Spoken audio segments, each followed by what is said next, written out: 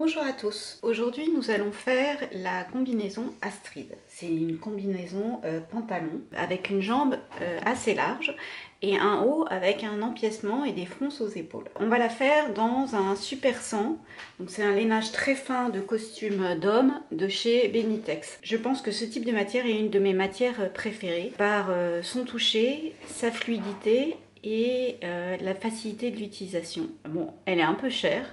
En général, les Super 100 sont un peu chers, mais ça donne un vêtement impeccable. La première chose à faire sur les bords devant, c'est de thermocoller une bande de thermo, parce qu'on va faire une pâte de boutonnage, et du coup, il faut de préférence renforcer cet endroit, surtout si vous utilisez des matières fluides et légères.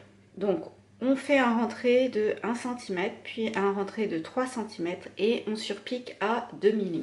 Au niveau de l'empiècement d'épaule, on passe un double fil de fronce. Donc on allonge le point de sa machine au maximum et on pique deux parallèles à moins de 1 cm du bord. On tire sur les fils et on forme des fronces. Des deux côtés de l'épaule, il faut tirer sur les mêmes fils, soit les fils de canette, soit les fils de dessus, mais sur les mêmes fils, sinon ça ne glissera pas. On répartit les fronces régulièrement et on va l'insérer dans l'empiècement d'épaule. Alors, moi j'ai choisi d'avoir un passepoil argenté pour rehausser les lignes, les rayures tennis. Donc, on va mettre l'empiècement extérieur endroit contre endroit avec le devant et l'empiècement intérieur endroit contre envers avec le devant. Donc en fait, le devant se retrouve en sandwich entre les deux empiècements.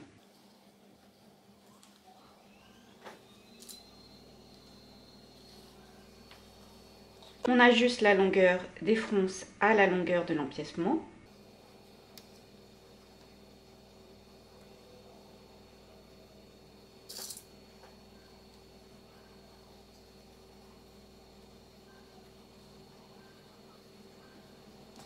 Et comme on a mis un passepoil, on va piquer avec le pied pour fermeture éclair qui permet de piquer au ras du passepoil. On a pris le devant entre les deux épaisseurs d'empiècement. On va faire l'autre côté, donc c'est le même principe, on fait les fronces. On ajuste la longueur des fronces à la longueur de l'empiècement. On répartit les fronces le plus régulièrement possible. Et on prend le devant entre les deux épaisseurs d'empiècement. Et on pique au ras du passepoil. On va mettre l'empiècement sur le dos. Donc ce que l'on veut, c'est ça. Donc on va mettre endroit contre endroit l'empiècement extérieur avec le dos.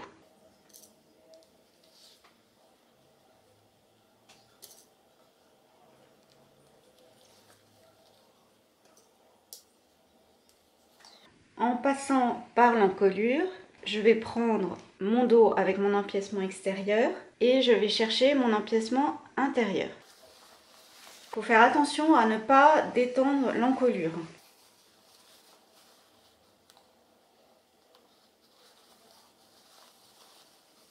Donc j'ai mon empiècement intérieur, mon dos envers et mon empiècement extérieur.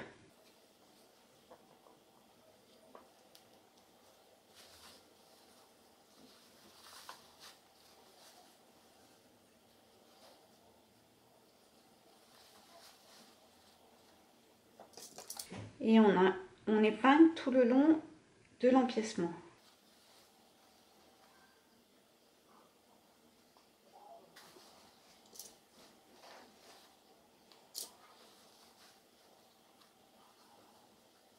On a retourné et voilà ce que ça donne sur l'endroit et sur l'envers.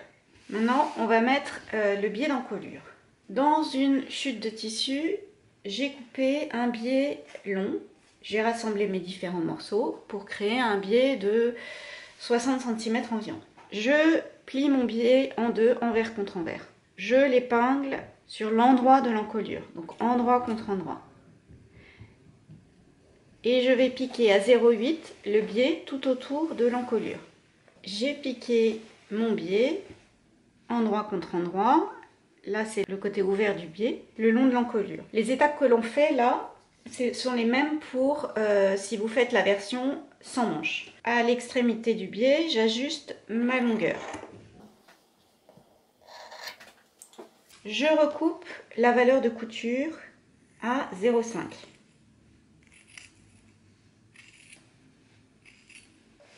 Sur le bord devant, je fais un rentré et je rabats. Donc mon biais s'aligne le long de la patte de boutonnage et je rabats le biais sur l'envers et je surpique à 2 mm le bord du biais. Voilà ce que ça donne sur l'endroit et sur l'envers. Maintenant on va s'occuper des manches. Sur la tête de manche, on passe un fil de fronce. Donc on allonge le point de sa machine au maximum et on pique à 0,8 environ. On forme de légères fronces pour former le rond de l'épaule. Et on va épingler endroit contre endroit la manche au corps. Fait bien correspondre l'écran de montage, donc l'épaule,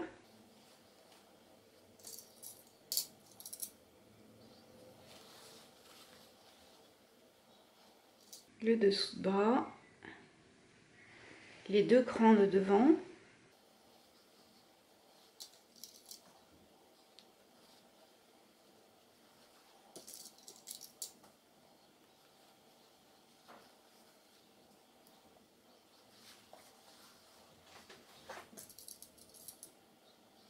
on a un cran sur le dos. On fait attention à ce qu'il n'y ait pas de fronce du côté de la manche. Les fronces ne doivent être que dans la valeur de couture. Et on va piquer et surfiler toutes les épaisseurs ensemble. On va faire la couture de dessous de bras et de côté en une seule fois. Donc on replie endroit contre endroit la manche et on va épingler le dessous de manche et le côté. Et on va piquer et surfiler. Alors vous pouvez surfiler soit en couture ouverte, soit toutes les épaisseurs ensemble. Ça dépend un peu de l'épaisseur de votre tissu. Si le tissu est fin, vous pouvez tout à fait surfiler toutes les épaisseurs ensemble. Moi, c'est ce que je vais faire. Donc, on pique et on surfile le côté et le dessous de bras. On va faire l'ourlet du bas des manches. Au bas des manches, ce qui est prévu, c'est un ourlet avec un élastique dedans. Donc, on va faire un rentré de 1 cm, puis 1,5 cm et on surpique à 2 mm. On laisse une ouverture de quelques centimètres pour pouvoir glisser son élastique. On mesure un élastique autour de son avant-bras et on l'insère dans notre ourlet.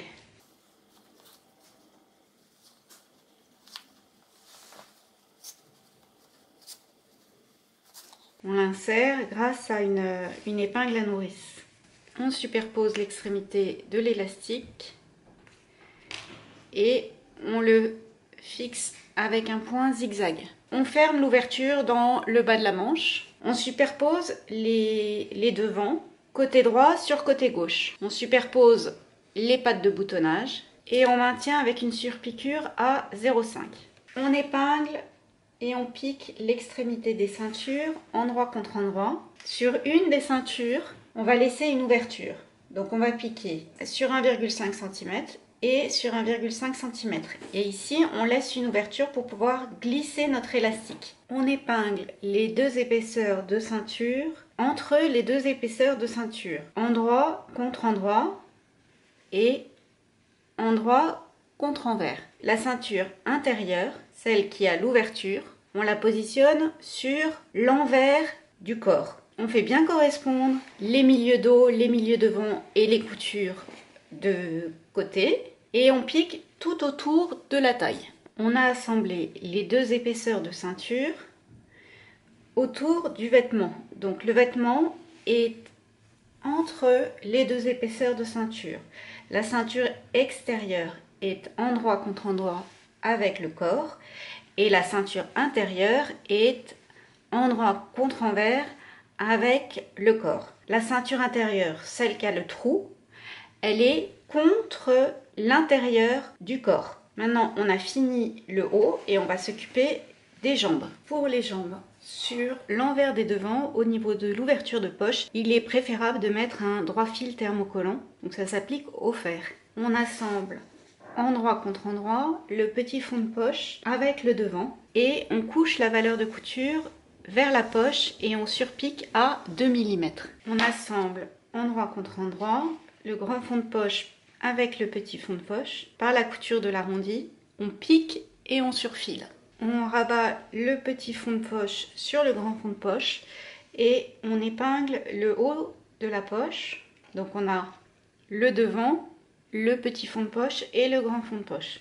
On fait pareil en bas, donc le grand fond de poche, le petit fond de poche et le devant. Et on surpique le haut et le bas de la poche à 0,5. On assemble endroit contre endroit la jambe d'eau à la jambe devant par la couture de côté.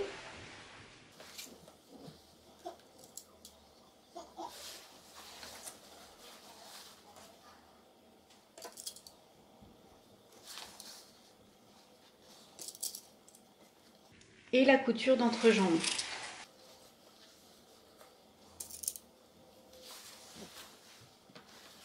On pique et on surfile, soit en couture ouverte, soit les deux épaisseurs ensemble.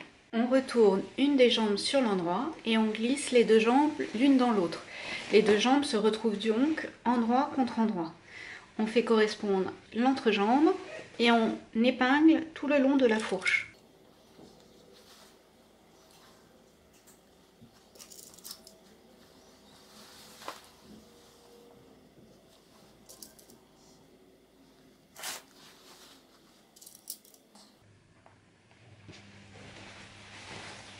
Et on va piquer et surfiler